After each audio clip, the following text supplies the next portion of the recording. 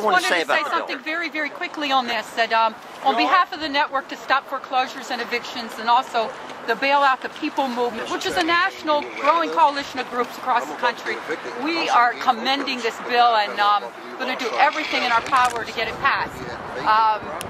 We think it's a precedent-setting bill. It requires 365 days of notification before people can be evicted, and this is something that groups all across the country are fighting for. And Detroit, Michigan, they've been fighting for a similar thing, and there the sheriff has announced that he won't foreclose. There is a similar fight that's going on in Philadelphia. There's also a similar thing going in Baltimore here. We've been fighting. That's why we're declaring this as a major kind of victory for people right here in this city. So, you know, we're going to be doing a lot of things, and frankly, if Councilperson Bill Henry and Mary Pat Clark want national support, we think there's going to be people from Michigan, Philadelphia, all around the country facing the same problems. Ohio, Miami, and Florida who want to do the same kind of thing. So you're hopeful. We're very hopeful, but you know, a grassroots effort. Because the more people that's involved with this, the more cities, the more states that's involved with that, the better chance we have for it to catch on. Now I'm with this movement, and I'm also with the Maryland Coalition to re-regulate BG&E, and that's something that needs to be addressed also, because that's one of the reasons why people are having such problems paying their bills. You got gas and electric bills that's as high as mortgages, and people are being put upon to pay these exorbitant amount of rates, and something has to be done about that. Because I know that I'm struggling, and there's people out here on fixed income that's struggling, and people are trying to pay mortgages are struggling.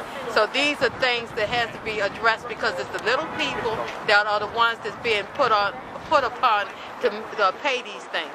Okay, well, thanks.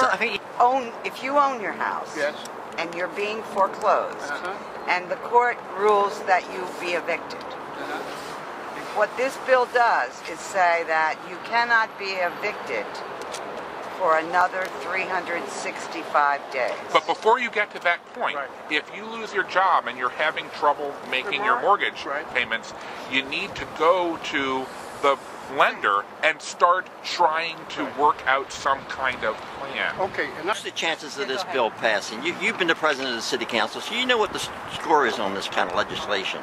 Well, I think we can do it. We're gathering support. We have support from, well, this is so exciting. This is the first sign of support.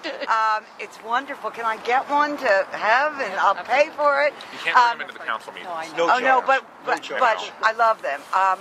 We have support from labor. We have support from the Community Law Center. We have support from ACORN. We have CPHA. We have support from CPHA, the Citizens Planning and Housing Association.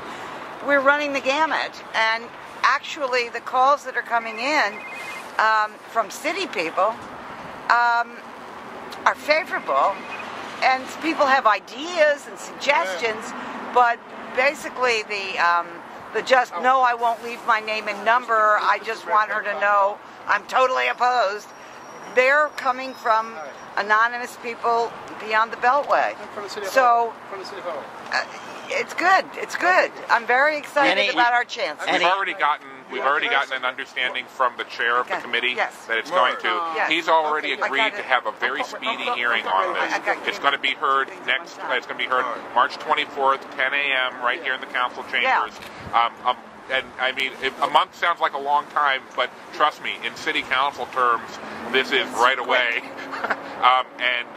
Our hope is that at that time, we can show the range of support by having a lot of people down here. So we hope that you'll be there to help us on at the hearing on March 24th at 10 in the morning.